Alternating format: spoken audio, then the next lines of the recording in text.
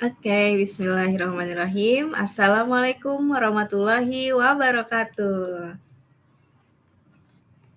Alhamdulillahirrabbilalamin. Alhamdulillah tsumma alhamdulillah. Wa ba'da dzalika alhamdulillah wa ala kulli hal alhamdulillah. Allahumma sholli ala sayyidina Muhammad wa ala ali sayyidina Muhammad. Amma ba'du. Senang sekali pada malam hari ini kembali kita bertemu secara virtual dalam talk show yang rutin diselenggarakan oleh Pascasarjana Institut Tazkiyah. Terima kasih kami ucapkan kepada Rektor Tazkiyah, Prof. Syafi Antonio beserta jajarannya yang terus memberikan fasilitas bagi kami para alumni untuk menggali ilmu sesuai dengan nilai-nilai Tazkiyah, tauhid, amanah, zero defect and quality oriented, knowledge based and competence oriented, innovation oriented and istiqomah based, dan achievement through teamwork. Semoga malam ini menjadi wasilah bagi kita semua untuk lebih siap untuk mengambil peran-peran strategis dalam menghadapi tantangan global, khususnya di industri halal dan ekonomi digital. Perkenalkan, saya Mesya Bani, alumni dari Pasca MES 17 dan juga sekarang aktif di Hafiz Alim Financial Advisory Halkinan. Selama 90 menit ke depan, saya akan memandu talk show dengan tema yang sangat menarik, yaitu seputar profesi perencana keuangan syariah. Karena memang belum lama ini OJK juga sudah melakukan survei nasional literasi dan inklusi keuangan SNLIK tahun 2024 dengan hasil indeks literasi keuangan penduduk Indonesia ini sebesar 65,4%. Sementara indeks inklusi keuangan sebesar 75,02%. Angka ini sudah jauh lebih meningkat tentu dibanding dengan tahun sebelumnya. Namun, memang masih terdapat gap antara pengguna instrumen keuangan syariah dengan kemampuan penggunanya itu sendiri. Artinya, literasi keuangan ini masih menjadi PR besar nih untuk kembali ditingkatkan, terutama bagi kita para lulusan ekonomi syariah. Nah, tentunya profesi perencana keuangan ini juga menjadi salah satu pekerjaan yang cukup diminati belakangan ini. Maka hari ini kita sama-sama bagaimana nih peluang, tantangan, pathway karir di industri financial planner, dan apa saja sih skill yang dibutuhkan untuk menjadi seorang profesional financial planner. Telah hadir di tengah kita semua dua narasumber yang memang ahli di bidang ini. Saya izin menyapa Profesor Dr. Murniati Mukhlisin, MACC, CFP, IFP, AEPP, atau guru besar kesayangan kita semua, Madam Ani. Assalamualaikum, Madam. Assalamualaikum warahmatullahi wabarakatuh. Apa kabar, Mas Syabani? Sehat? Alhamdulillah, sehat, Madam. Madam masih ini ya, sedang di perjalanan nih sambil terus sharing ilmu nih ke kita semua, luar biasa. Terima kasih atas waktu dan kesediaannya, Madam. Nah, Madam ini sudah berkiprah, tentu kita sama-sama tahu lebih dari 10 tahun di industri keuangan syariah dan juga menjadi founder dari Sakinah Finance. Kemudian yang kedua ada Kang Dea Ariandana Mulyana Haris ME atau kita biar akrab kita panggil Kang Arya. Nah, Kang Arya ini juga merupakan akademisi, seorang dosen di Bandung, kemudian juga sekaligus praktisi di industri financial planner, lulusan Pasca Tazkiyah tentunya, angkatan 8. Nah, saat ini aktivitas beliau juga di IARFC, jadi dan juga merupakan founder dari S-Fund Business and Personal Finance Consulting. Oke, sebelum ke materi, mari sama-sama kita buka dengan nafas basmalah. Bismillahirrahmanirrahim. Untuk yang pertama, kepada Madam Ani, room Zoom kami persilahkan.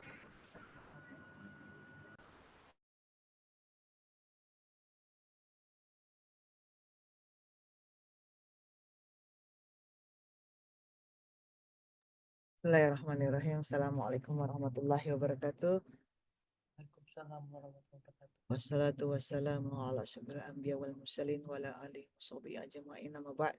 Subhanaka la ilma lana illa ma 'allamtana innaka antal alimul hakim. Shadaqallahul azim. Yang dimuliakan segenap yang hadir pada hari ini, tentu saja para adik-adik alumni semua yang insya Allah diberkahi dan juga mudahkan semua karirnya, pekerjaannya, dan juga ikhtiar-ikhtiarnya. Dan tentu saja insya Allah semuanya fisabilillah. Dan apapun profesi kita, kalau kita niatkan untuk fisabilillah, insya Allah dimudahkan, dikekalkan oleh Allah Subhanahu wa Ta'ala.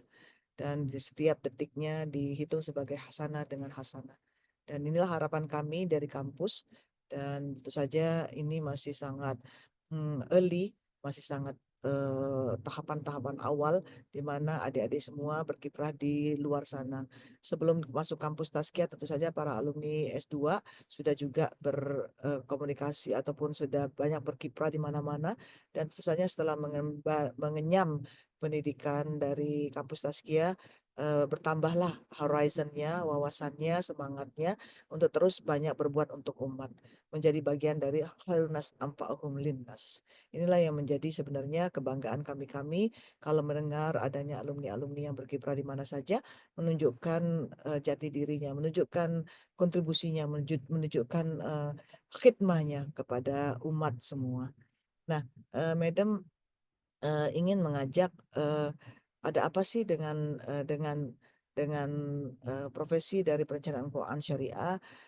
Alhamdulillah, Madam membuat buku ya, atau menulis buku di mana buku ini sebenarnya dalam pencetakan ya, dalam proses cetak, namun insya Allah akan segera ditayangkan, akan segera di di di di tangan semuanya ya. Buku apakah itu? Ini Madam izin untuk eh, ini dulu ya, apa, izin untuk share screen sedikit. Nah, buku ini eh, sederhana, tidak ada apa-apanya, ilmunya nggak ada apa-apanya ya. Namun buku ini ditulis dengan semacam ingin memberikan kontribusi di mana Islamic Personal Finance atau bagiannya yaitu Financial Planning dan Wealth Management, di dalamnya sebenarnya kami ingin bagaimana keduanya ini dapat menjadi bagian dari praktiknya para keluarga-keluarga Indonesia. Nah, disinilah Madam dan Pak Lukian Tamani, juga Farisa Amanda, dan serunya Maisha Bani, Farisa Amanda adalah alumni dari S2 kita. Jadi kakak-kakak kelas kalian ya, mungkinnya sekarang beliau lagi mendampingi suaminya yang bertugas di Manchester, United Kingdom. Nah, jadi Pak Lukian dan Madam sendiri juga mengembangkan perencanaan keuangan syariah sejak sebelum eh, bergabung di kampus Taskia, yaitu kami ketika di Malaysia, kami sudah membuat praktik-praktik perencanaan keuangan syariah. Jadi kami mengembangkannya sekitar 25 tahun yang lalu. Nah, tentu saja ketika bergabung di kampus Taskia mendapatkan biah, yaitu kesempatan untuk terus eh, mengembangkannya bersama-sama dengan tentunya guru kita semua, Profesor Muhammad Safi Antonio, dan juga dengan para dosen-dosen untuk bagaimana supaya perencanaan keuangan syariah ini menjadi salah satu dari praktik keluarga-keluarga Indonesia. Nah, inilah yang kami harapkan, bukan hanya kita-kita yang ketika masuk di dalam mahligai rumah tangga baru berencanakan keuangannya. Nah, secara workshopnya kami juga sudah sebenarnya secara workshopnya itu sudah menjadikan anak-anak kami juga perencana keuangan. Jadi alhamdulillah sampai hari ini Maisha Bani, anak-anak Medem itu sangat disiplin sekali dalam keuangannya, dalam melaporkannya, dalam mencatatkannya. Setiap akhir bulan tidak akan ada transfer kalau mereka tidak menunjukkan laporan keuangannya ya. Nah, jadi bagi Medem perencanaan keuangan itu bukan sekedar hanya profesi seperti yang kita bahas malam ini, tapi juga sebagai praktik hari-hariannya suatu rumah tangga, dan bagaikan seorang suami yang menjadi pemegang nahkodanya, istri itu menjadi wakil dari pemegang kendali keuangan keluarga. Nah, jadi memang semuanya punya peranan masing-masing. Jadi salah atau kurang tepat kalau misalnya satu orang saja di dalam keluarga itu yang memegang kendali keuangannya ya. Jadi sebaiknya memang bersama-sama. Nah, semua terlibat. Nah, ini yang kami sebenarnya menyampaikan pesan-pesan tersebut. Nah, di dalam buku ini nanti silakan nanti didapati. Oh, semuanya berbahasa Inggris karena ini juga diterbitkan di Kuala Lumpur, dan harapannya buku ini akan menjadi konsumsi bukan hanya di Indonesia tapi juga di berbagai negara. Dan ini disponsori oleh the International Islamic Thought untuk Asia dan Southeast Asia. Ya, jadi ini bagaimana consumerism kami bahas dan juga financial literacy dan education dan juga bagaimana personal finance in the world dan juga history and theories of personal finance. Kami ingin menyampaikan juga pemikiran-pemikiran ulama klasik.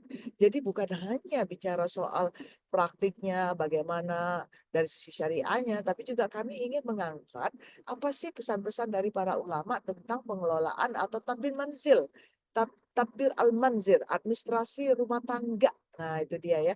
Jadi, dan kami juga menceritakan bagaimana psychological aspect of personal finance.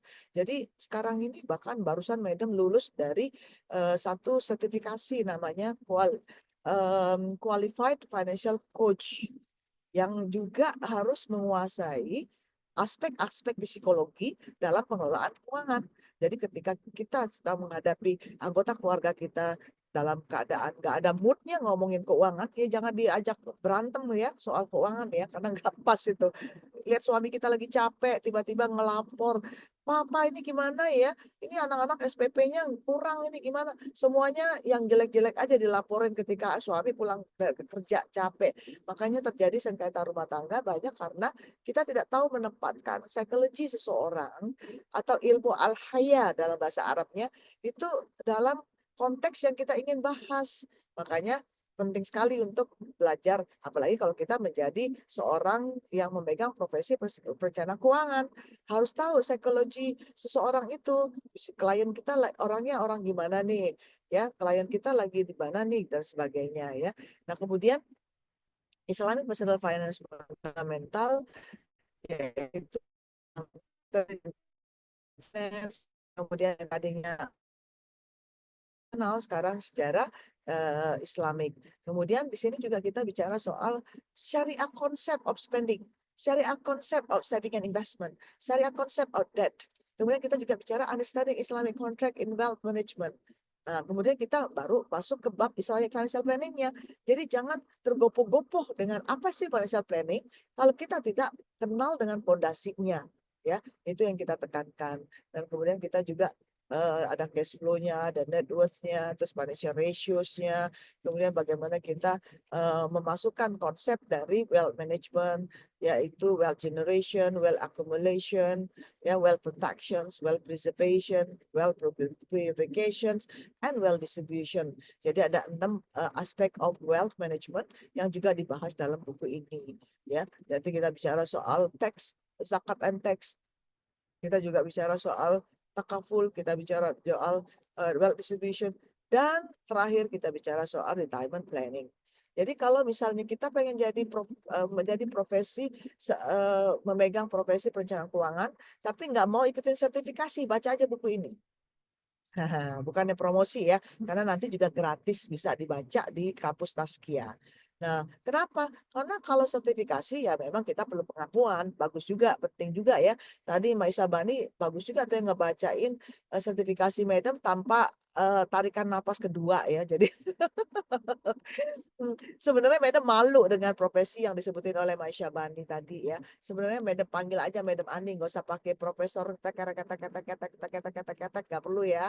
Nah tapi ya gimana ya, karena namanya warga kampus kadang-kadang harus pakai titel. Terus kita juga profesi di luar, jadi kadang-kadang perlu ada pengakuan seperti tadi CFP, IFP, IAPP, terus QFC, WPPI, banyak banget ya. Aduh, jadi kayaknya capek kalau mau ini. Tapi belum apa-apa sih, banyak lagi yang lebih seru dari itu. Bahkan Medan juga masih mencari-cari untuk bisa lulus dari sertifikasi yang lainnya. Jadi jangan pernah berhenti dari belajar ya. Nah, yang di bab yang terakhir ini penting banget karena apa? Retirement planning, bagaimana kita bisa menjadikan retirement planning kita itu eh, bersiap-siap dari sebelum usia masuk retirement. Sayangnya nih Maisa Bani, ya orang-orang ngomongin retirement planning itu kadang-kadang baru ketika mereka mau uh, uh, masuk masa pensiun 2 tahun lagi atau berapa bulan lagi. Sayang sekali. Ya, banyak perusahaan bahkan ada Madam alhamdulillah mendapatkan kesempatan untuk membina atau membimbing ya para pekerja yang akan masuk ke masa pensiunnya sekitar hampir 3.000 orang ya. 3.000 orang dan itu mereka rata-rata sudah hampir injury time. Jadi gimana no kita mau paham lagi tentang bagaimana mereka merencanakan retirement planning-nya sejak awal ya. Apalagi rata-rata mereka ingin berbisnis. Nah, ini sangat tidak tepat kalau selama ini mereka hanya bekerja, tiba-tiba mau masuk masa pensiun baru ngomongin berbisnis ya. Jadi memang sangat tidak pas ya. Nah, ini yang sebenarnya yang kami bahas di buku itu ya. Nah, tentu saja kalau kita lihat di sini berarti secara profesi kita bisa melihat mau yang mana nih ya, Mbak Sabani, atau kita mau jadi ahlinya retirement planning. Ada tuh, ada ya. Jadi ada yang menyampaikan, Madam, aku ingin menjadi perencana keuangan, tapi profesi aku hanya untuk digunakan membantu teman-teman yang mau masuk masa purna bakti. Oh, boleh, silakan. Jadi kalau yang ada di sini, aku seneng tuh, Madam. Aku juga pengen waktu aku termanfaat untuk orang lain, ya. Karena itu aku fokusnya di sini aja deh. Nah, ini juga seru tuh. Apalagi Madam juga membahas bagaimana mereka melihat dari sisi perencanaan setelah masuk masa purna bakti, bukan hanya soal menumpuk-numpukan kekayaan, tapi juga bagaimana menjadi bagian dari masyarakat yang tadinya mereka tidak sempat itu menjadi sangat lebih berguna ya. Nah, ini makanya kita masukkan di sini ya. Nah, ada juga yang ingin, Madam, aku pengen yang kalau bisa aku cuman untuk anak-anak aja deh, perencanaan keuangan anak-anak boleh. Jadi nanti kita lihat di sini ada stages ya, stages bagaimana financial education itu ya, itu bisa melalui tahapan-tahapan. Nah, misalnya di sini nih ya. Nih Madam ceritain kalau usia 0 sampai 6 tahun ya, itu satu tahapan tuh. Ah, iya tuh Madam, aku pengen yang 0 sampai 6 tahun aja. Aku pengen 6 sampai 12 tahun aja. Boleh, silakan. Ya. Jadi ada 0 sampai 6 tahun, 7 sampai 12, 13 sampai 15, 16 sampai 18, 18 sampai 23, 24 sampai 35, 36 55, di atas 56. Yang retirement planning tadi di sini nih, ya kan? Ya kan? Ya. Kalau yang anak-anak di antara ini. Kalau yang teenagers atau yang ABG, nah ini dia kelompok 3 dan 4.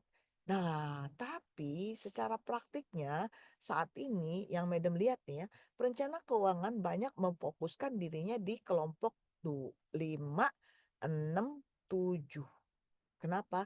Karena mereka ini yang paling grow keuangannya. Ya, keuangannya HNWI ada di sini semua. Padahal ini seharusnya menjadi satu fokus benar, bagus, tapi yang lebih awal lebih bagus.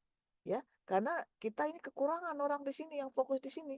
Jadi siapapun yang ingin mendalami profesi perencanaan keuangan, tolong ya ambil yang daerah sini juga. Ya, nah bagaimana membuat semacam perencanaan dan juga bagaimana pendekatannya di sini sudah di Madam sebutkan ya. Jadi ada yang namanya perencanaan. Dan kalau ingin lebih dalam lagi, kita juga sudah bekerja sama dengan KNKS ya tahun 2019 untuk membuat satu panduan ya strategi nasional bahkan. Jadi silakan nanti di KNKS ini tersedia di website gratis ya, bisa diunduh dan dicetak ya. Bagaimana kami menjelaskan tentang pendekatan ini ya. Nah, kemudian terakhir adalah Madam ingin mengajak semuanya Islamic Financial Education for People with Disabilities. Loh, apaan nih Madam? Iya, jadi ini juga sangat tidak disentuh atau belum disentuh terlalu banyak oleh kita-kita yang aktivis-aktivis pegiat-pegiat syariah. Jadi harapan Madam nanti bisa melihat lagi bagaimana kenyataannya PWD ya atau komunitas disabilitas ini sebenarnya sangat memerlukan kita-kita untuk memberikannya literasi tentang keuangan syariah ya. Nah, kita tahu bahwa antara 1 di antara 6 orang menurut apa World Bank itu menurut WHO mengalami disabilitas. Kalau di Indonesia sendiri ada sekitar 28 juta ya dari populasi kita tergolong komunitas disabilitas. Ada 4 komunitas disabilitas yaitu fisik, sensorik, mental, sama intelektual. Jadi alhamdulillah Madam saat ini, dan kalau mau bergabung nanti tanggal 18 Desember di Bandung di Hotel Horizon, silakan ikut. Madam lagi buat ya Arya nanti bisa ikut program bahkan Meta UPI minta mahasiswa untuk bantuin secara panitia ya di satu hari programnya untuk 1.000 penyandang disabilitas. Apa yang kita buat di sana yaitu memberikan literasi syariah untuk mereka dan memberikan pembinaan untuk bagaimana mereka bisa berbisnis secara syariah dan bisa bekerja di lembaga-lembaga syariah. Jadi insya Allah tanggal 18 Desember, tolong dicatat, ada 1.000 ya, ada 1.000 orang penyandang disabilitas berkumpul ya, Madam bekerja sama dengan juga bukan hanya Sakina Finance tapi juga ada di kampus Taskia juga dilibatkan dan beberapa komunitas disabilitas di Sebandung Raya ya, ada 1.000 orang. Mohon bantuannya, mohon bimbingannya juga, mohon doanya minimal untuk berlangsungan acara. Jadi itu saja Mbak Syabani. Madam berharap program ini bukan hanya sekedar memberi semangat tapi juga menjadikan yang lainnya juga terinspirasi untuk bagaimana menguatkan lagi profesi perencanaan keuangan syariah, terutama untuk keluarganya, terutama yang perempuan ya, karena 70% dari perempuan Indonesia mendapatkan amanah dari suaminya untuk mengelola keuangannya di rumah ya, al-madrasatul ula. Jadi umahat-umahat ini juga bukan hanya sekedar untuk memberikan pencerahan perencanaan keuangan untuk dirinya sendiri ataupun keluarganya, tapi juga bisa juga sebagai umahat-umahat untuk memberikan inspirasi-inspirasi kepada keluarga-keluarga Indonesia lainnya. Ya, seperti Maisha Bani, Masya Allah, beliau hadir ya di LinkedIn, Madam lihat sangat aktif sekali dengan kegiatan-kegiatan perencanaan keuangannya. Untuk ibu-ibu muda ini biasanya sangat terinspirasi karena apa? Karena yang bicara adalah orang-orang seusia mereka. Jadi kalau Madam sudah beda ya, ngomongnya udah ke usia-usia yang masuk purnabakti misalnya. Jadi karena bisa merasakan bagaimana umur yang berbeda dengan generasi yang berbeda, pendekatannya juga berbeda. Wallahu a'lam bishawab. Wa'alaikumsalam Wassalamualaikum warahmatullahi wabarakatuh. Silakan Waisa Bani. Waalaikumsalam warahmatullahi wabarakatuh. Masya Allah, makasih banget nih Madam. Apa ya, jadi banyak kalau kata bahasa LinkedIn valuable insight gitu. Dan luar biasa banget Madam ya. 20 menit yang sangat padat dan juga berisi. Jadi kita alhamdulillah nih banyak ke trigger lagi semangatnya buat share. Dan ditunggu Madam open PO buku Islamic Personal Finance-nya. Jadi langsung aja kita list. Mungkin yang audiens di sini juga udah nggak sabar ya Madam buat udah buat megang bukunya lah kita. Nah tadi juga berarti Madam udah menjelaskan welcome banget buat kolaborasi ya Madam ya. Nanti yang terdekat dari tanggal 18 Desember. Oh, itu keren banget sih memang. Financial planner ini untuk semua, artinya tidak memandang status sosial dan juga keterbatasan apapun. Jadi semua orang bisa belajar. Itu mudah-mudahan jadi semangat kita semua. Oke, izin Madam lagi di jalan, jadi kita bisa foto bersama dulu. Mungkin mumpung masih kondusif. Bapak, Ibu, kakak-kakak semua. Ada yang mau bertanya, silakan nanti. Jadi biar Madam kalau sampai di tempat jadi bisa dilanjutkan oleh Arya. Iya boleh. Sambil kita put pertanyaan, yang mau raise hand juga boleh, sambil kita open cam dulu sebentar untuk foto bersama. Masih lengkap. Oke. Kita ada berapa slide ini? 4 slide kurang lebih ya. Oke, ada yang masih mau open cam.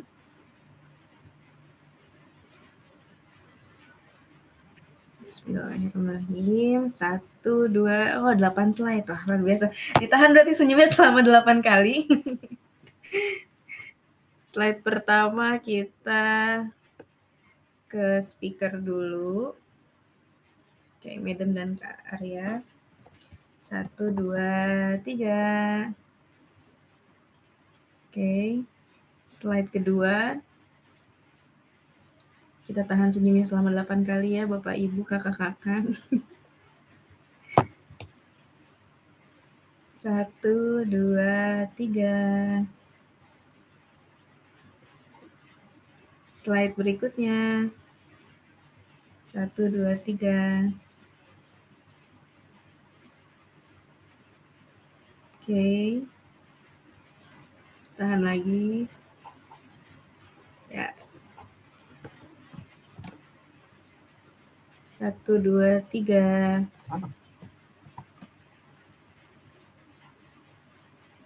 Ini di tempat saya agak hujan, jadi yang mau backup screenshot sendiri juga boleh banget, nanti kita saling share foto.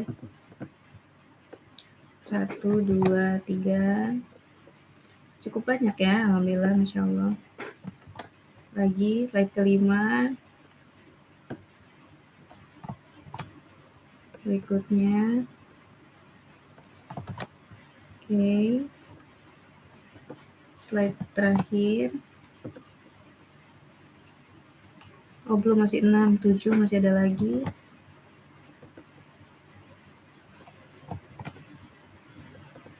Slide 8. Oke, rencana keuangan rupanya ya. Masya Allah. Siap-siap. Oke. Ini Madam izin sambil dibacain pertanyaan yang sudah masuk. Oke. Madam, ini ada yang langsung tanya, kalau mau ikut kepanitiaan yang buat tanggal 18 nanti caranya bagaimana? Tuh kan, Madam tuh semangatnya langsung bikin orang pengen eksekusi gitu. Ya, iya. Jadi insya Allah Mbak Dini ya namanya ya. Dan Mbak Hafsah juga Ya, direct. nanti Ada 2 bisa orang. japri ke Madam, silakan dicatat nomor HP Madam 0815 9282 555 ya. Sama nanti Madam akan sambungkan ke panitianya. Nah, memang Madam perlu ada 50 orang bahkan untuk turun langsung bagi yang sudah ikut program perencanaan keuangan syariah walaupun dasar itu bisa nanti membantu turun langsung. Kenapa? Karena kalau 1.000 orang disabilitas itu ngajarnya seperti kalau kita ngajar ya insya Allah kita yang diberikan Allah kemudahan dalam melihat mendengar itu biasanya kalau ngajar itu menyampaikan pesan satu kalimat itu dalam waktu 1 menit, 10 menit ya, itu disabilitas itu harus 2-3 kali lipat ya. Nah tapi kenapa Madam semangat untuk yang disabilitas? Kan repot Madam, kan capek Madam. Ternyata Masya Allah ada kepuasan tersendiri ya. Jadi Madam sangat berharap nggak sah kalau kita menyebut sebagai pegiat syariah tapi tidak melihat kebutuhan dari teman-teman disabilitas, saudara-saudara kita yang disabilitas. Kenapa? Karena mereka ini, kalau mereka disabilitas, alhamdulillah kalau mereka yang kaya raya ya, banyak ya dari yang disabilitas yang kaya raya yang seperti Putri Aryani, kemudian putranya Dewi Yul, putranya Sandiaga Uno, putranya Okistiana Dewi, alhamdulillah mereka diberikan perhatian yang luar biasa oleh para orang tuanya sehingga mendapatkan kesempatan yang sangat baik sekali untuk melanjutkan sekolahnya, kuliahnya, berkarya dan sebagainya. Tapi bagaimana kalau mereka yang yatim duafa? Nah, kalau yang yatim duafa ataupun yang fuqara wa masakin ini sangat mengenaskan karena kalau mereka fuqara wa masakin, mereka juga disabilitas, berarti mereka disabilitas pangkat 2. Maaf, fakir miskin pangkat 2. Ya, mereka itu miskinnya pangkat 2 gitu ya. Nah, kalau mereka miskin disabilitas, mereka tidak terliterasi syariah karena tidak diajarkan oleh alumni Tazkiyah, maka mereka miskin pangkat 3. Kalau mereka disabilitas, miskin pula, tidak terliterasi oleh alumni Tazkiyah, kemudian mereka disakiti oleh keluarganya sendiri ataupun lingkungannya, maka mereka miskin pangkat 4. Tanggung jawab siapa? Tanggung jawab Arya, Maisya Bani, Dimas Pratama, Muhammad Yusuf, ya, Ayu, Dini Wulan, dan sebagainya. Termasuk Medem. Maka dari itu, mari dekati mereka karena mohon maaf, kita berikan ilmu syariah, keuangan syariah, manajemen syariah, keuangan ekonomi syariah, akuntansi syariah. Ternyata ilmu yang menarik. Jadi Madam kalau memberikan literasi kepada para pegiat-pegiat, para komunitas disabilitas, mereka akan bilang begini,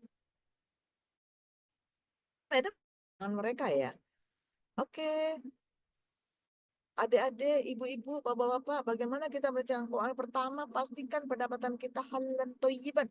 Karena Allah Subhanahu wa taala gini. Madam ngasih membacakan ayat-ayatnya, hadisnya. Kemudian jangan sampai utang lagi kalau begini.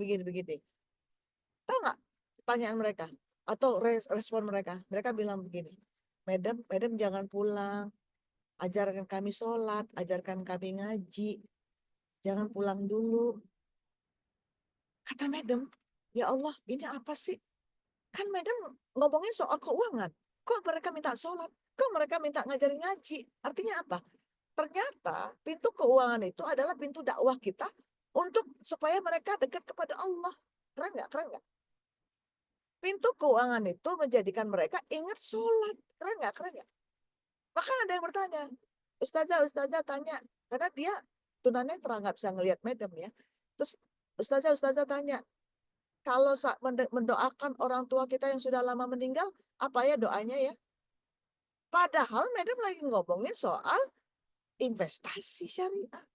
Madam lagi ngomongin soal bagaimana mengeluarkan sedekah. Walaupun tak cukup untuk zakat yang dibayar, yang perlu dibayarkan, tapi selalu tahu bersedekah supaya Allah lebihkan lagi pintu-pintu rezeki kita untuk terbuka.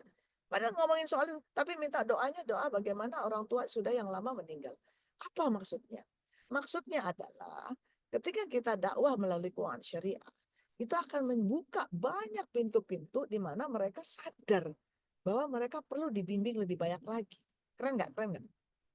Bisa nggak kita semua semangat untuk itu? Dan bahkan ini Madam coba juga nih di luar negeri ya. Di luar negeri bukan hanya untuk komunitas disabilitas ya, tapi silakan menjadi perencana keuangan juga untuk ekspat. Dan ini sangat ditunggu sekali. Madam alhamdulillah diberikan kesempatan oleh Allah Subhanahu wa taala, diberikan rezeki sponsor dari Dompet Duafa sebagai International Ambassador to USA and Canada. Bulan kemarin, bahkan ini yang ketiga kalinya Madam dikirim ke Amerika sama Kanada. Ngapain aja? Kak Madam ngomong di satu komunitas ke komunitas lain, dari satu kota ke kota yang lain, ngomongin apa coba? Rencana keuangan yang syariah. Dan ternyata mereka semangat. Kenapa?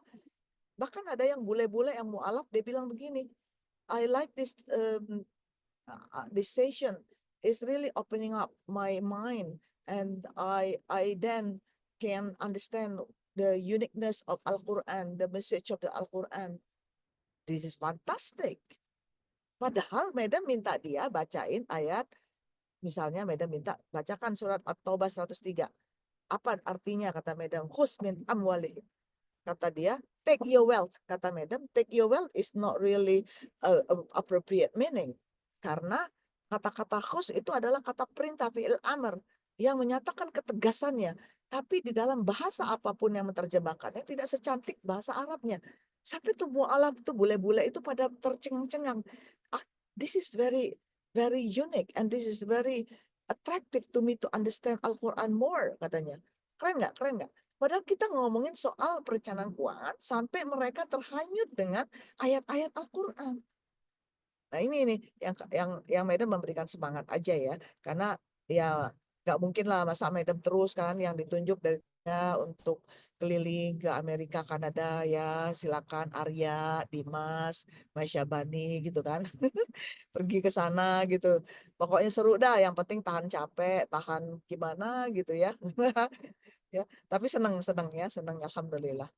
17 hari kemarin di sana menemui 500 kira-kira apa jamaah, audiensnya alhamdulillah. Itu saja sekilas tentang perencanaan keuangan syariah. Terima kasih. Oke, makasih banyak Madam. Dari Bapak Ibu, kakak-kakak semua, apa ada yang mau raise hand? Mumpung Madamnya belum sampai di tujuannya. Nanti kalau udah sampai kita udah ini nih, Madam udah di lain urusan lagi pasti. Oke, Madam ini ada satu pertanyaan masuk. Jadi untuk permasalahan keuangan, kadang tiap orang itu sudah punya solusi masing-masing. Atau misalkan pas konsul atau cerita mungkin ya, sebenarnya pengen validasi atau pengen curhat aja. Nah, kira-kira apa aja skill lain yang dibutuhkan seorang financial advisor selain dari ilmu pengelolaan keuangan itu sendiri? Nah, itu mungkin nyambung tadi sama yang ini ya. Eh, Madam saat tiba-tiba dapat pertanyaan lain. Silakan, Madam. ya ini bagus sekali ya. Kadang-kadang orang yang mereka ya kadang-kadang dia tidak puas dengan satu advice dari seseorang, maka dia akan pindah ke orang lain untuk berikan advice yang ingin dia merasa nyaman gitu ya. Nah, bagaimana kita supaya menjadi seorang advisor atau planner, influencer to them, yang Madam mereka nyaman ya, mereka ingin menjalankannya, mereka willing to do it, bukan hanya willing to listen, but willing to do it. Nah inilah makanya tadi ada istilahnya psikologinya, ilmu al-haya, psychology, ya kalau kalau dari ininya kan karakternya. Jadi kita memerlukan ilmu bagaimana secara psikologi kita paham dengan siapa kita bicara. Makanya perlu mempelajari perbedaan generasi misalnya. Kita perlu mempelajari orang kaya, orang miskin misalnya. Kita perlu mempelajari, mohon maaf, ketika Madam sebelum ke Amerika sama ke Kanada, Madam harus baca-baca dulu. Baca-baca dulu. Itu siapa tuh orang Amerika? Walaupun dia orang Indonesia tapi lama di Amerika, dia beda. Orang bule-bulenya beda banget. Jadi setiap yang mereka, Madam alhamdulillah baru 22 negara ya keliling, ya bahkan sebenarnya 28 negara yang lainnya online. Itu Madam mendalami hukum-hukumnya dulu. Nah, jadi bukan hanya secara personal kita tahu, tapi juga lingkungannya dulu kita juga tahu. Misalnya kita bicara dengan orang yang dari Sumatera Barat. Berarti kita harus tahu dulu dia punya yang namanya adat Sumatera Barat yang lebih ke maternal, matrinial, yaitu punya isu atau pusako tinggi. Nah, bagaimana ini perlakuannya kepada perempuan. Nah, jadi kadang-kadang itu suka mencuat ya. Nah, kita harus paham dulu. Kenapa Buya Hamka sudah berpesan, memang ada harto pusako tinggi, kan artinya dia dia harus juga bukan hanya adat yang diutamakan, tapi adat bersanding syarak, syarak bersanding kitabullah. Nah, artinya walaupun itu harta pusako tinggi itu diturunkan dari perempuan ke perempuan ataupun ahli waris perempuan, tapi dia bukan merupakan ahli waris. Karena apa? Sudah diharmonisasikan dengan hukum syariah, yaitu menjadi harta wakaf ahli, yaitu wakaf untuk keluarganya, ya bukan untuk wakaf khairi misalnya ya. Tapi boleh saja nanti dia dikonversi menjadi wakaf khairi kalau sudah tidak ada lagi keturunan perempuan. Nah, artinya itu bukan harta waris seperti yang harta waris yang kita bicarakan untuk pembagiannya secara faraid. Nah, ini yang kadang-kadang kita harus tahu sejenis itu, Mbak Syabani. Wallahu a'lam. Oke, terima kasih, Madam.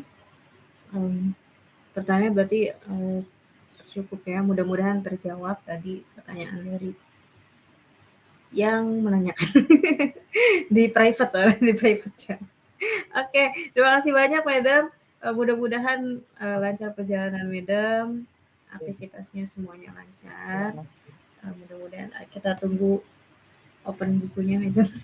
Ah, ya. Sekali lagi. Nanti dilanjutkan, Madam akan silent, but if you have anything, raise the question or something, I will come back again.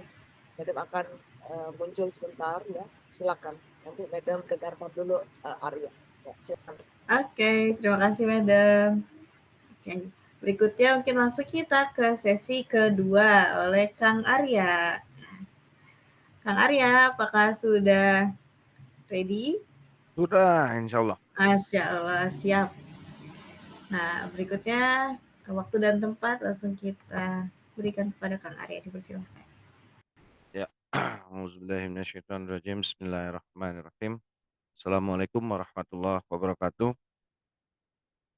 Alhamdulillahillazi an'ama binimatil iman wal islam wa nusalli wa nusallam ala khairil anam sayyidina Muhammadin wa ala alihi wa sahbihi ajma'in amma ba'du.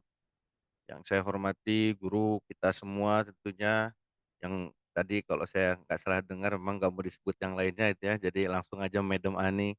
Alhamdulillah, eh, dan juga seluruh sivitas akademika di Institut Agama Islam Tazkiyah, eh, sebuah kebanggaan dan sebuah rasa syukur yang luar biasa saya bisa berada di depan Bapak dan Ibu sekalian, rekan-rekan semua, yang saya juga nggak tahu ini siapa aja yang hadir pada kesempatan hari ini, sehingga juga nggak bisa di apa namanya di sapa satu persatu karena waktunya juga mepet gitu ya. Tapi insya Allah tidak mengurangi rasa hormat, rasa takzim saya kepada Bapak dan Ibu sekalian, khususnya guru-guru di Institut Agama Islam Tazkiyah. Alhamdulillah, saya bisa berada di sini pun salah satunya dikarenakan pengalaman pembelajaran yang luar biasa yang saya dapatkan di Pasca Sarjana Institut Agama Islam Tazkiyah. Alhamdulillah pada saat itu tahun 2016 ya. 2016 sedikit cerita, 2016 2015. Saya itu waktu S1 ya, sedikit cerita aja nih kenapa saya bisa ada di dunia ekonomi syariah gitu ya. Saya S1-nya saya di, mungkin tadi nggak tahu udah dibacain atau belum, tapi S1 saya di Unpad, jurusan administrasi bisnis. Jadi sama sekali tidak tidak tahu lah masalah ekonomi syariah. Singkat cerita, saya itu di tahun orang-orang kuliah saya nggak kuliah. Jadi alhamdulillah saya masih bisa lulus juga, alhamdulillah gitu. Kenapa? Karena saya langsung mulai berbisnis. Nah, dari bisnis itu singkat cerita biar cepat gitu ya, karena waktunya cuma 5 menit. Nah, itu saya bangkrut di semester 7. Jadi saya mulai bisnis semester 2. Nah, semester 7 itu saya uangnya hilang semua. Nah, kehilangan uang itu buat berkah buat saya. Kenapa? Karena di semester itulah akhirnya saya masuk ke Gua Hiro gitu ya. Merenung lah itu. Bukan di Gua Hiro asli. Tapi saya merenung intinya apa yang salah dengan proses pengelolaan keuangan yang saya lakukan selama ini. Alhamdulillah Allah memberikan Shirathul Mustaqim ya, insya Allah. Di situ saya mendapatkan beberapa opsi untuk mempelajari terkait dengan bagaimana mengelola harta sesuai dengan apa yang Allah perintahkan. Nah, ada beberapa opsi waktu itu, dan memang di Indonesia cuma ada di Tazkiyah yang membahas terkait Islamic Wealth Management. Nah, yang sangat disayangkan mungkin ketika saya ada ngambil Islamic Wealth Management, Madam ngajarnya akuntansi syariah gitu kan, jadi nggak ketemu gitu. Ya, karena saya ngambilnya Islamic Wealth Management nggak ada Madam waktu itu, Madam adanya di Yaser ya, akuntansi syariah. Nah iya saya seangkatan juga sama Bapak Yaser, jadi alhamdulillah banyak sharing-sharing juga dengan beliau. Eh, jadi dan di saat itu yang menarik itu 2015 itu saya belum beres S1. Tapi pada saat itu ada almarhum Ustadz Rizky, beliau juga yang banyak membantu saya pada saat itu untuk bisa ada di Tazkiyah. Karena waktu itu menerima uang pendaftaran saya tanpa bertanya saya udah lulus atau belum. Jadi waktu itu saya daftar dengan catatan saya belum lulus S1 sebetulnya. Nah, saya bilang ke Ustadz, ke almarhum, saya bilang, Ustadz, saya bilang, kenapa saya daftar? Karena biar saya bisa fokus untuk menyelesaikan agar saya pengen cepat-cepat belajar nih tentang ekonomi Islam, khususnya di Islamic Wealth Management. Nah, di situ juga sama, perjalanan saya dengan IARFC juga dimulai di tahun yang sama.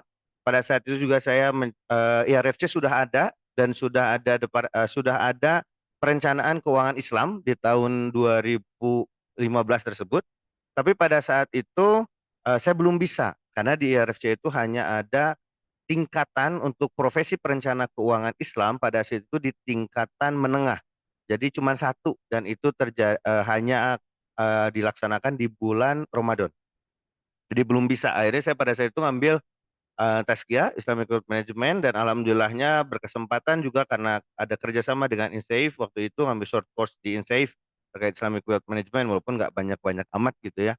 Tapi alhamdulillah pengalaman yang luar biasa dari apa yang saya dapatkan di Tazkiyah, termasuk juga guru-guru yang luar biasa yang alhamdulillah pengalaman-pengalaman tersebut eh, menyampaikan saya pada eh, posisi hari ini gitu. Nah, alhamdulillah pada kesempatan hari ini mungkin tadi juga saya alhamdulillah saat ini menjadi dosen di Ilmu Ekonomi Keuangan Islam di Universitas Pendidikan Indonesia. Saat ini juga dipercaya sebagai Ketua Badan Pelaksana Harian Asosiasi Program Studi Ekonomi Islam se-Indonesia, dan juga di Asosiasi Perencana Keuangan Syariah Indonesia, termasuk juga di IRFC. Dan ini adalah lembaga ataupun asosiasi internasional terkait dengan financial consultant. Nah, jujur ketika dapat temanya profesi perencana keuangan syariah, ya, saya bingung mau ngomongin apa gitu ya. Kalau bacaannya kan talk show ya, berarti saya tinggal jawab gitu.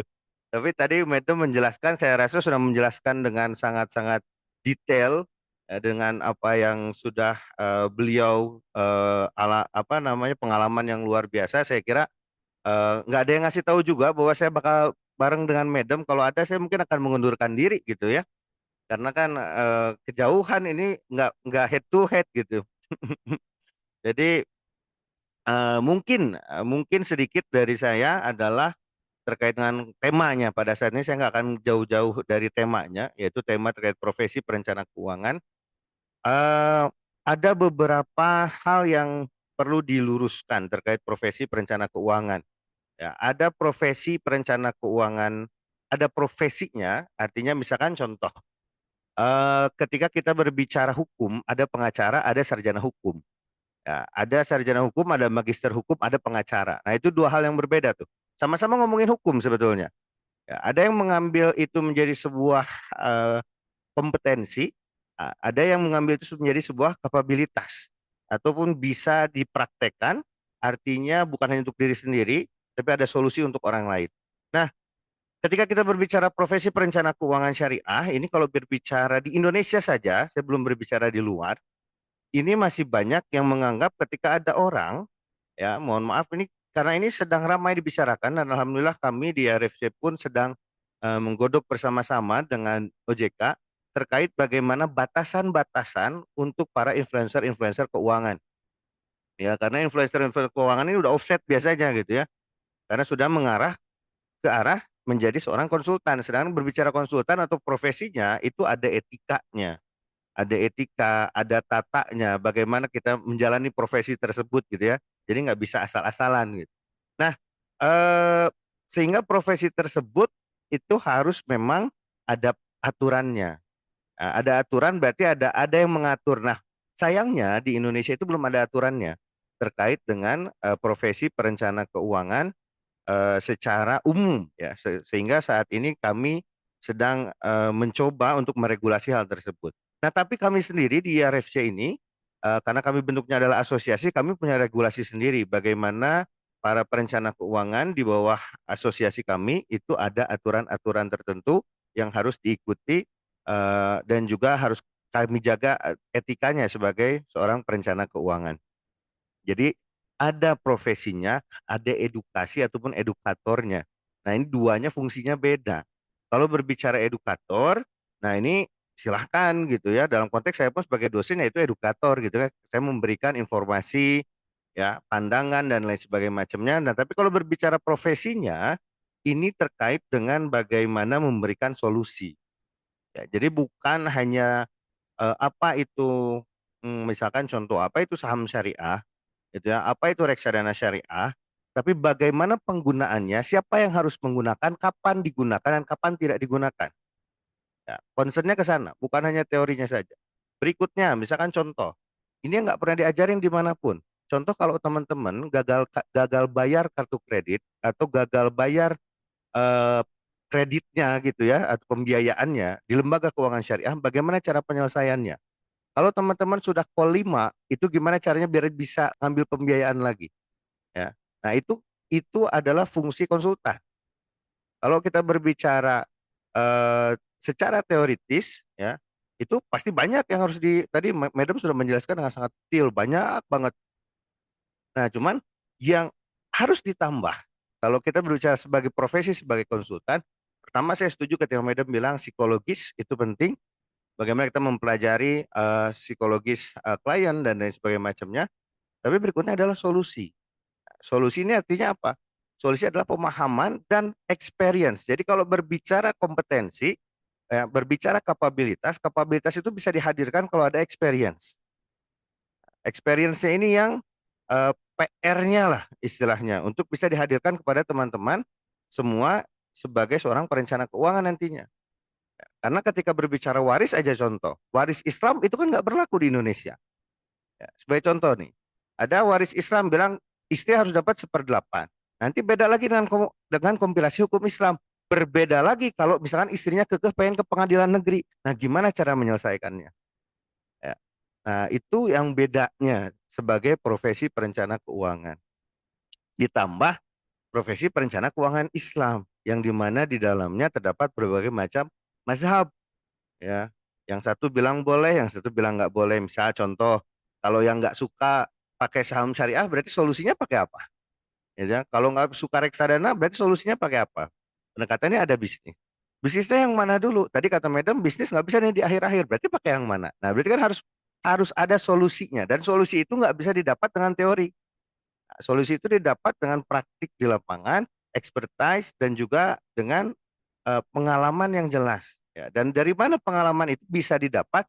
Tentunya dari para perencana-perencana keuangan yang sudah lama ada di dunia perencana keuangan itu sendiri. Ya, jadi best practice-nya ada di sana.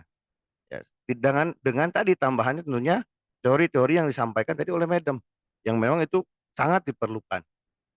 Hanya itu tadi tambahannya bahwa kita ada di Indonesia saat ini, ya. Kalau kita berbicara profesi perencana keuangan Islam di Indonesia saja dengan di Malaysia itu akan berbeda solusinya.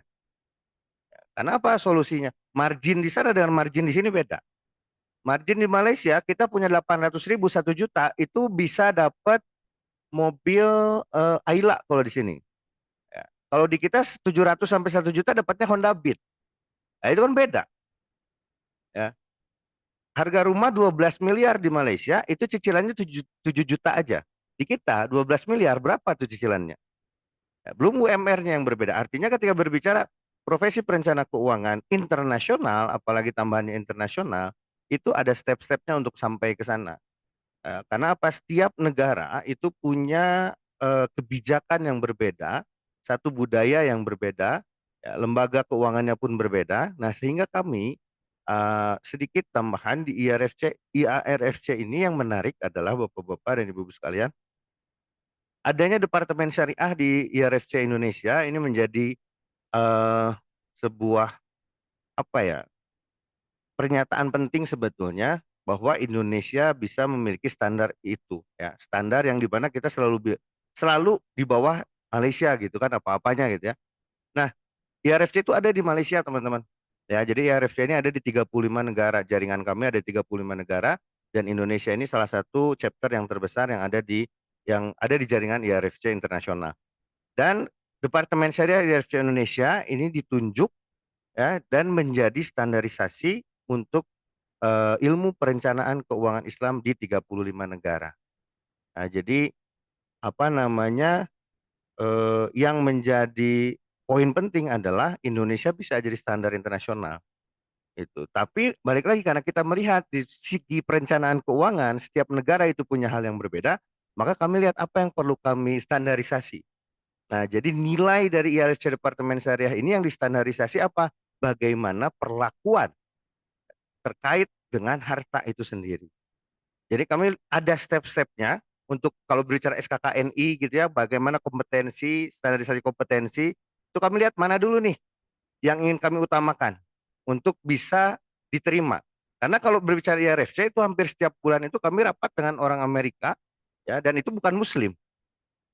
Nah, jadi untuk kami bisa diterima, artinya ada beberapa hal yang harus kami jelaskan dalam konteks apa dulu yang mau kami jelaskan. Nah, di situ kami coba jelaskan di IRFC Departemen Syariah untuk membuat standarisasi internasional tersebut. Untuk pertama ini adalah bagaimana kami menjelaskan bahwa harta itu adalah titipan. Itu dulu, satu step kompetensinya. Kenapa? Karena ketika berbicara titipan itu akan berbeda semuanya. Termasuk ketika kami bicarakan itu di depan para non-muslim, ya, karena mereka pun tahu bahwa harta ini titipan. Dan akhirnya ada konsekuensi yang berbeda ketika menghadirkan Tuhan di dalam proses pengelolaan keuangan tersebut.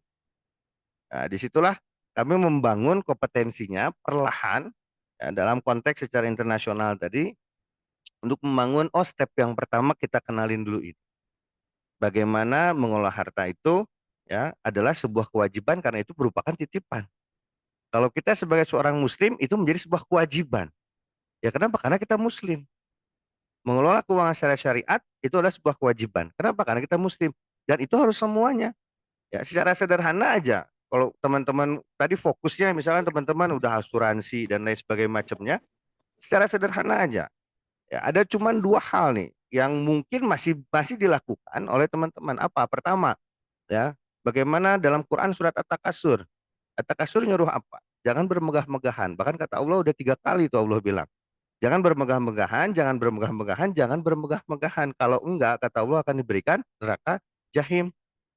Ya, itu aja baru satu, ya, belum dilakukan. Ya, kenapa?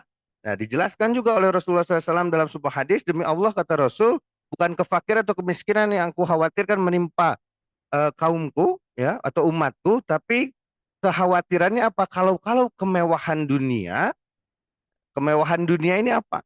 Kemewahan dunia yang Allah titipkan kepada kita itu melalaikan kita hingga kita binasa seperti kaum-kaum sebelumnya sudah Allah binasakan.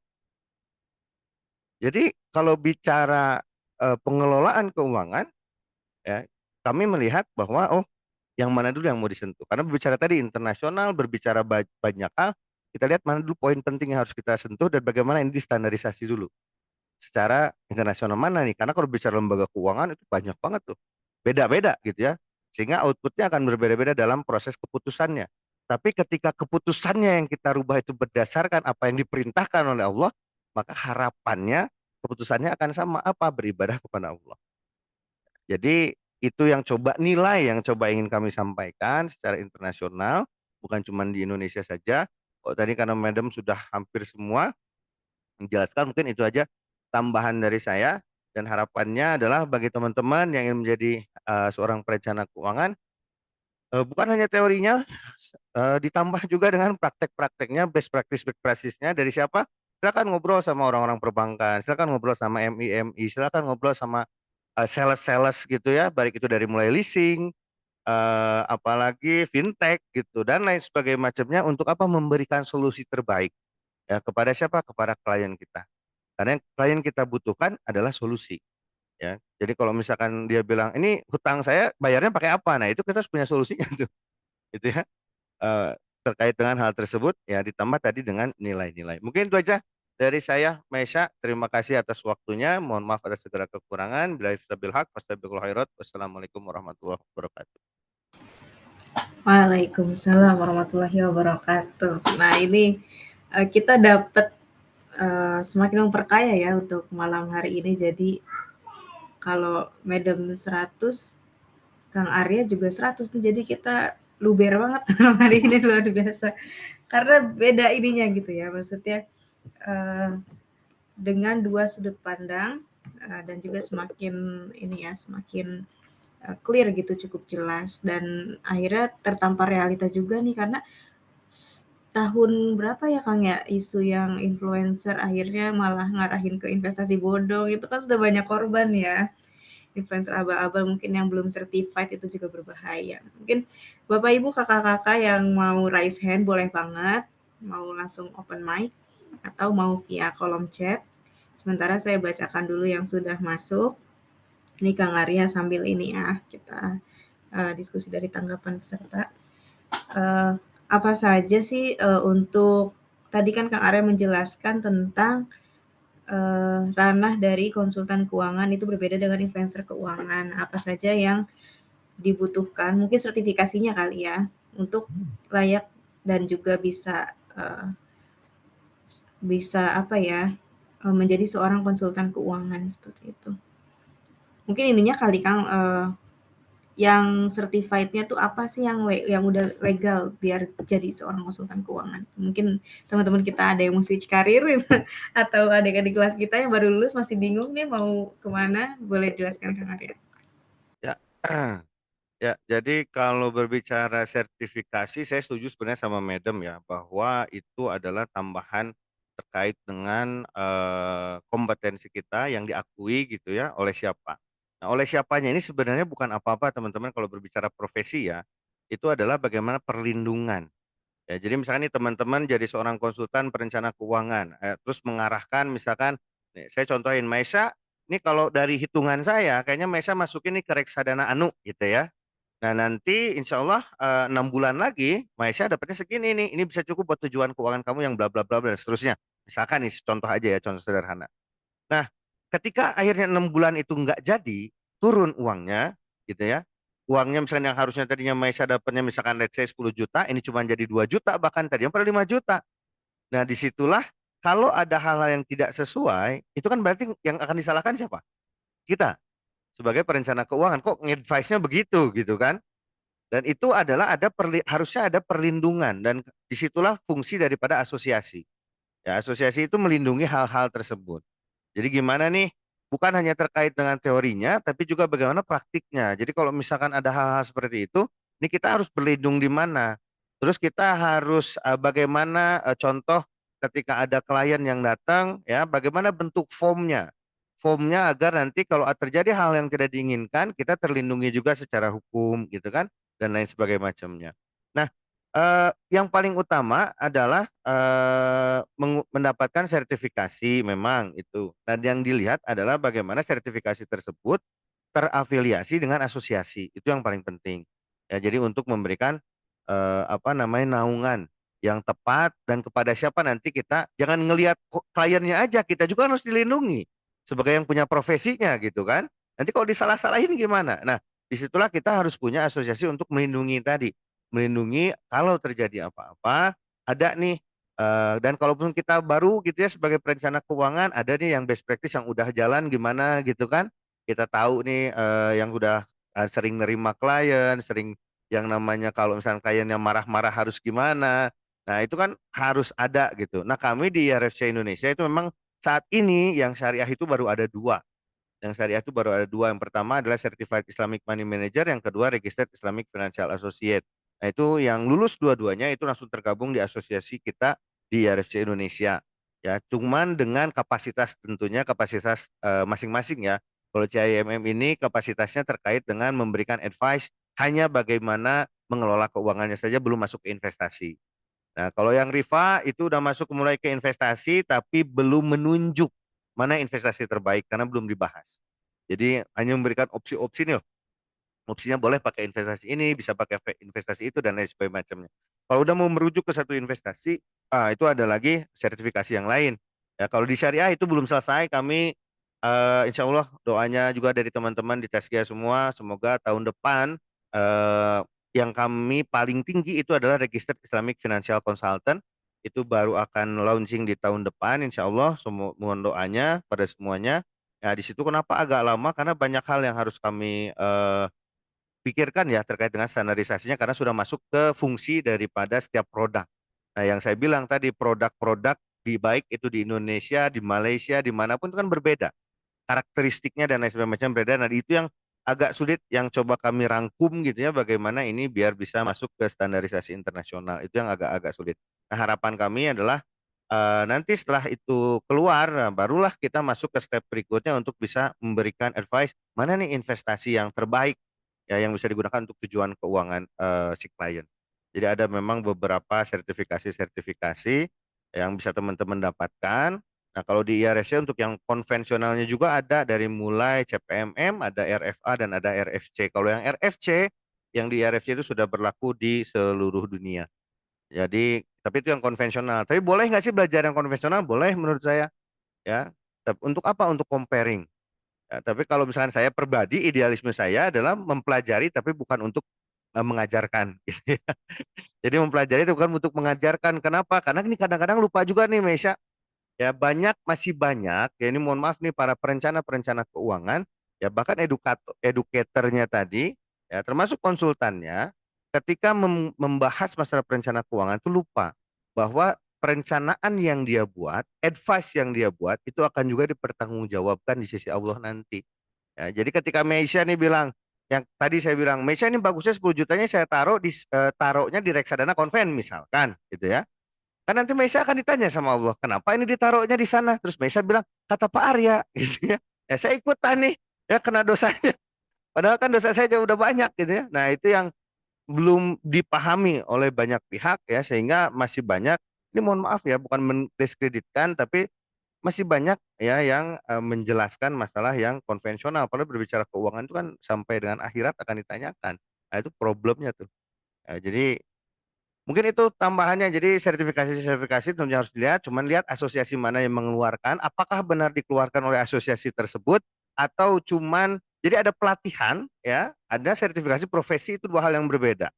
Ya, mana apa namanya nanti misalkan tergabung di asosiasi, misalkan Medem kan sudah ada asosiasinya. Nah, alhamdulillah berarti kan teman-teman kalau misalkan itu nanti bisa ikut asosiasinya Medem. Nah, itu merupakan bagian dari bentuk apa namanya perlindungan juga buat teman-teman yang ada di sana ya. Yang jelas ikutin S2 pasca S2 Taskia Islamic Wealth Management itu sih yang paling penting. Buat dasarnya itu yang menurut saya luar biasa sih insya Allah. Mungkin itu walau alam sawab. Ya, baik, terima kasih. Wah, ini S3 marketing nih langsung. Di endorse langsung dari Bandung. Nah, oke, terima kasih Kang Dery tadi. Kang Dery jadi lihat ini saya kolom chat tadi Kang Dery. Kang Arya, terima kasih banget. Ngerinya itu ya, kalau salah-salah dikit jadi dosa jariah gitu. MLM dosa jadinya gitu. Nauzubillah. Oke, Kang, lanjut nih, kita ada pertanyaan dari Pak Dery. Maaf Ustadz, siapa biasanya yang butuh nasihat perencana keuangan atau bagaimana memasarkan bahwa kita sebagai perencana keuangan? Jadi Pak Dery baru tahu sejauh ini yang bisa dipasarkan sebagai perencana keuangan, misalkan kita jual produk asuransi atau jual produk investasi seperti reksadana, saham atau falas. Nah, berarti mungkin posisinya konsultan atau sebagai ini ya, ada ininya afiliasinya gitu. Jadi cara memasarkan sebagai advisor atau sebagai agent gitu kali kan. Ya. Silakan. Ya, saya paham maksudnya Mas Dery ya, karena banyak di pelatihan-pelatihan kami yang mempertanyakan hal yang sama gitu.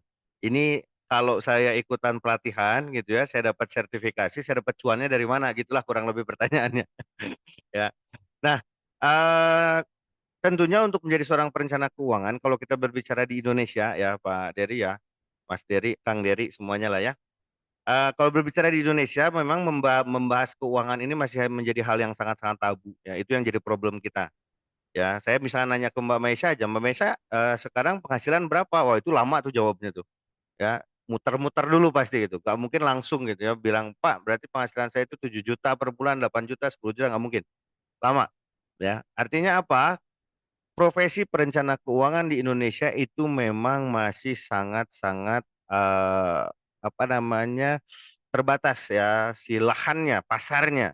Kenapa terbatas? Karena hanya beberapa, kalau kita bisa bilang, ya masih sedikit yang melek butuh seorang perencana keuangan. Kalau kita berbicara di negara-negara maju, ya satu keluarga itu pasti sudah punya satu perencana keuangan. Ya, ya. Kenapa saya bilang sudah punya satu perencana keuangan, baik itu yang sifatnya independen maupun yang dependen. Independen itu seperti saya nih, nggak terafiliasi pada manapun. Ada yang dependen terafiliasi pada salah satu lembaga keuangan misalkan ya. Misalkan entah itu perbankan, asuransi dan seterusnya. Tapi itu pasti ada. Kenapa? Biar mereka nggak pusing ngatur keuangannya. Ada yang ngaturin, gitu ya. Nah kalau di kita masih susah, Pak. Nah tapi ada nggak pasarnya? Ada. Ya, jadi banyak juga orang-orang sekarang apalagi udah banyak nih terbukti sebetulnya dengan masalah kemarin tuh, masalah influencer yang malah jadi bawa uang kabur orang, ya, kabur uang orang ya. Nah, itu terbukti tuh karena mereka itu berhasil membawa kabur lumayan. Ya, dan sekali konsultasi dengan mereka itu 1 jam tuh 2 juta, Pak. 1 jam. Ya, 1 jam 2 juta itu cuman buat ditakut-takutin. Ya, setelah itu untuk pertemuan berikutnya itu dapat lagi ya bisa 4 juta, ya, bisa 7 juta tergantung. Ya, terus kalau kami sendiri di IRFC Indonesia ya termasuk saya sendiri punya apa namanya firma lah ya kalau bisa bicara firma perencana keuangan itu kan ada beberapa tarif ya apakah itu tarif sekali ketemu tarif dibuatkan perencanaan keuangannya selama 3 bulan 6 bulan setahun dan seterusnya itu tergantung ya itu masih karena belum ada regulasinya itu masih gimana kita dan bagaimana kapabilitas kita dan bagaimana kita menjaga amanah ya nah akhirnya setelah itu apa namanya dari situlah sebetulnya ada apa namanya ada penghasilan ya jadi penghasilannya kalau ditanya dari bentuk konsultasi tersebut. Terus setelah itu kalau bukan dari konsultasi dari mana ya tadi kalau misalnya independen dia jualin reksadananya tapi kita sebagai etikanya harus memberitahu dulu gitu bahwa misal ada yang konsultasi ke kita terus kita bilang Pak mohon maaf saya bisa memberikan advice tapi saya itu terikat dengan lembaga keuangan anu gitu ya jadi kalau misalkan nanti advice saya merujuk kepada salah satu lembaga keuangan maka ya Bapak harus mau untuk menerima konsekuensi tersebut ya agar tidak terjadi miskomunikasi nanti di depan. Ya jadi itu. Nah kalau ditanya target kelasnya yang mana gitu ya. Nah memang yang menarik adalah yang menarik ya target kelasnya di Indonesia ini kalau berbicara yang syariah itu belum sampai ke HNWI. Kalau yang syariah ya. Jadi selama ini kalau yang syariah belum sampai ke HNWI ya rata-rata yang HNWI itu pakai yang konvensional.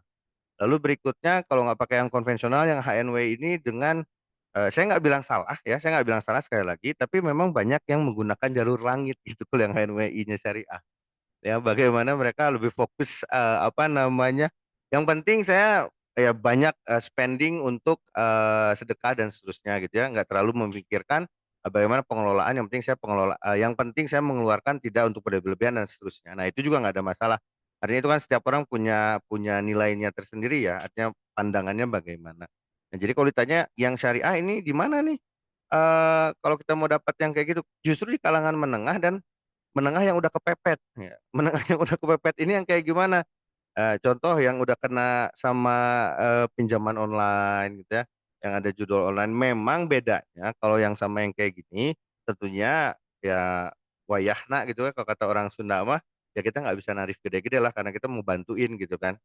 Ya, cuman ya balik lagi, kalau membantu artinya kita harus tahu bagaimana solusi ketika terjadi pilot, ya baik itu perusahaan maupun diri pribadi. Ketika tadi saya bilang contoh kalau misalnya gagal bayar, itu harus gimana sih cara menyelesaikannya di tengah debt collector yang datang dan seterusnya gitu ya.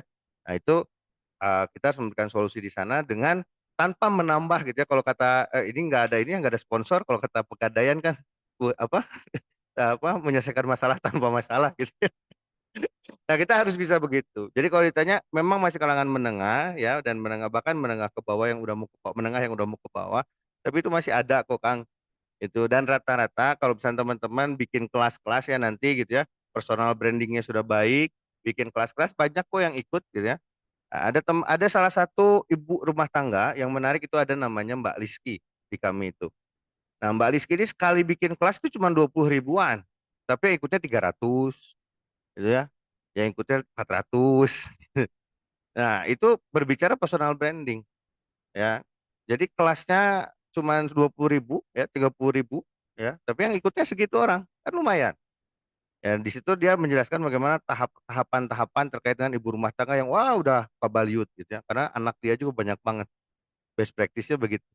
Nah, itulah contoh mungkin ya contoh dari mana apa namanya dapat eh, penghasilan atau siapapun yang membutuhkan jasa perencana keuangan dan kita aja ya mau nggak mau memang perlahan-lahan Pak personal branding ya itu sih nantinya jadi dari mulut ke mulut untuk sejauh ini masih begitu ataupun kalau misalnya ada yang senang menggunakan Instagram ya silahkan ya kalau saya pribadi nggak menggunakan Instagram sebagai untuk itu ya jadi saya alhamdulillahnya word of mouth sih kalau yang saya lakukan sekarang gitu walau alam itu Mesa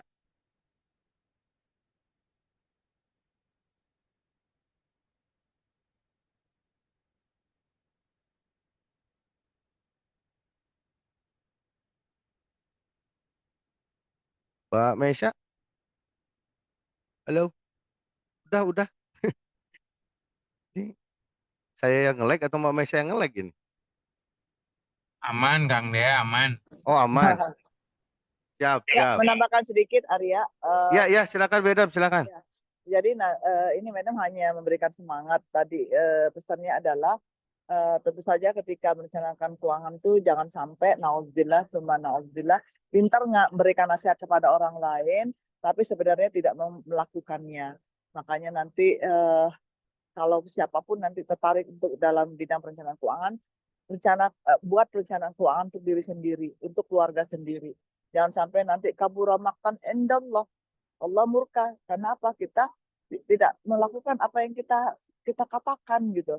Makanya sedikit apapun tahap demi tahap kita praktikkan dulu. Yaitu pertama. Kedua, ada dua jenis perencanaan keuangan, yaitu tight sama independen. Kalau dia tight atau terikat, ya seperti tadi disampaikan oleh Arya, itu adalah kepada suatu lembaga tertentu yang digaji, dikuliahkan, dikasih sertifikasi. Nah itu berarti dia tight.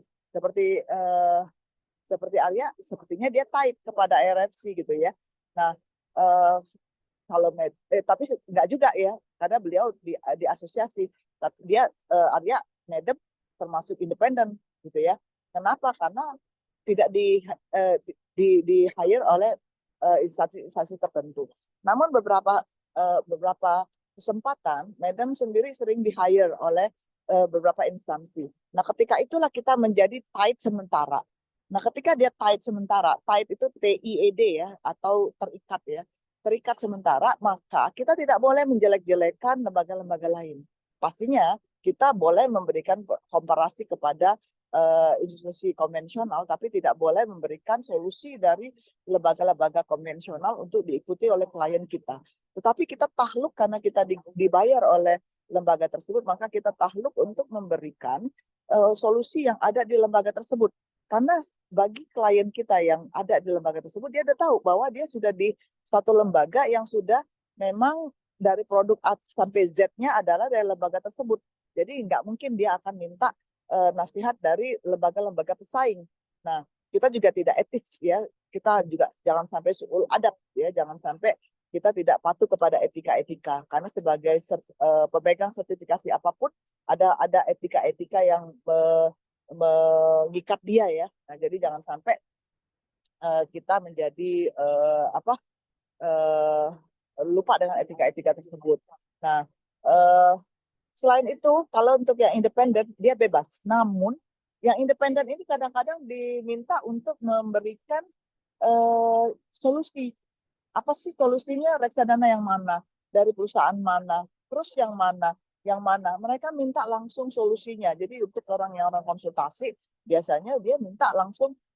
Nah, kita sebagai independent financial planner harus menunjukkan etika juga. Etika, adab kita. Tidak boleh kita merekomendasikan satu brand tertentu saja. Minimal 3 brand. Nah, ini peraturan OJK. Jadi kita minimal 3 brand, kita menyebutkan misalnya, aku pengen itu dong produk emas ya, elektronik emas, digital emas, kemana aja ya, kita boleh sebutkan 1, 2, 3 gitu ya. Nah, tapi tidak boleh cenderung kepada satu brand. Nah, kenapa? Karena sudah ada kejadian ya yang baru-baru 2 tahun yang lalu sudah tertangkap ya satu lembaga perencana keuangan, dia bukan hanya merekomendasikan brand saja, tetapi dia punya conflict of interest di sana. Dia punya kepemilikan di sana. Ternyata dia menganjurkan klien-kliennya untuk meleburkan atau menginvestasikan sejumlah dana untuk di saham tersebut, dan ternyata tidak memberikan return yang bagus, sehingga klien-kliennya merasa dirugikan. Dan ketika diperiksa oleh JK, ternyata ada ownership dari perencana keuangan tersebut di saham tersebut atau di jenis investasi tersebut. Nah, ini yang suul adab tadi ya. Jadi tidak mengikuti etika, adabnya kurang, tidak mendahulukan klien interest, bahkan dia interest dia dulu. Bahkan kliennya memang pertama-tama merasa diuntungkan sehingga memberikan password, username. Ini sangat tidak boleh terjadi. Kita sebagai perencana keuangan memberikan advice, bukan memberikan kecenderungan seseorang untuk mengikuti apa yang kita inginkan atau kita menjalankan pilihan-pilihan mereka itu dengan cara kita gitu. Nah, itu yang menjadikan satu bahaya. Dan naudzubillah, cuma naudzubillah yang orang tersebut atau perencana keuangan tersebut menjadi tersangka dan akhirnya dipenjara ya. Nah, ini begitu ya. Nah, yang terakhir yang Madam ingin sampaikan adalah yang Madam taruh di chat. Ini menarik. Jadi yang di chat itu Madam sampaikan tentang family office. Kalau berkenan nanti tanggal 13 Desember akan ada offline kalau mau ikut di Mampang Perapatan. Jadi Madam lagi mau bekerja sama dengan satu perusahaan untuk berikan ruangan offline untuk ikut diskusi tentang Islamic Family Office. Memang ini beberapa bulan yang lalu mencuatnya ya. Namun ditanggapi agak pro and cons di media tentang pengadaan family office. Nah, bagi Madam, justru ini masa depan di mana kita juga ingin syariah itu maju, menarik the have yang tadi disebutkan Arya HNWI atau high net worth individuals yang makin banyak di Indonesia. Income per kapita Indonesia juga makin baik setiap tahunnya. Kita naik dari misalnya sebelumnya 60 juta per tahun, sekarang sudah menjadi 70 juta, bahkan kecenderungan akan terus naik income per kapita rakyat Indonesia. Nah, walaupun gap antara yang kaya dan miskin juga masih satu persoalan, tapi dengan adanya family office ini akan melihat mempertumbuhkan orang-orang merencanakan keuangannya secara kekeluargaan, bagaimana bisnis keluarga dapat juga dilestarikan, dan juga pengelolaan investasi syariahnya, zakat, infak, sedekah, wakafnya makin terstruktur. Jadi ini yang Madam lihat potensinya. Ya, silakan baca di chat Madam sampaikan. Mudah-mudahan itu bermanfaat. Wallahu a'lam. Silakan Maisha Bani, tadi Madam mengisi karena ada nge-lag tadi sedikit dari Maisha Bani.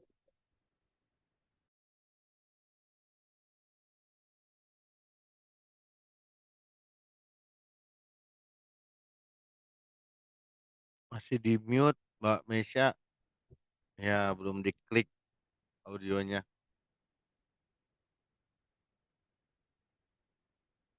Masih di mute.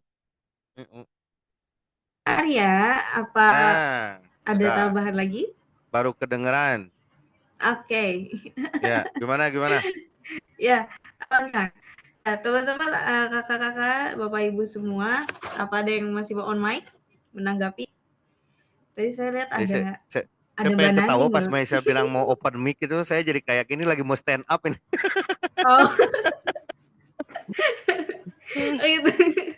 Iya ya, kenapa saya bahasanya open mic ya? Iya, kayak saya mau open mic gitu kan. Hati-hati loh, open mic udah dihakiin sama orang. Oh iya. Oke. Berarti ada yang mau menanggapinya? Menanggapi. Saya takut disomasi nanti.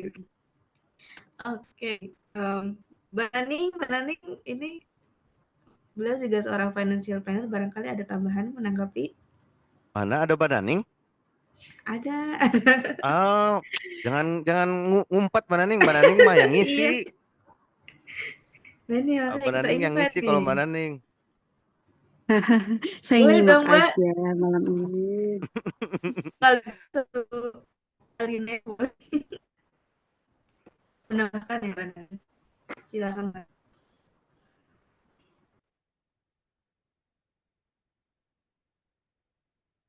Ya, udah kayaknya Maisha udah kayaknya nggak ada yang itu ya. Bananing tadi Oke. bilangnya nyimak aja malam ini kan.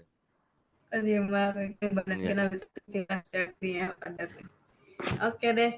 Boleh tadi closing statement-nya, kemudian dari Kang Arya boleh Kang ya, untuk sebagai penutup. Ya, mungkin kalau dari saya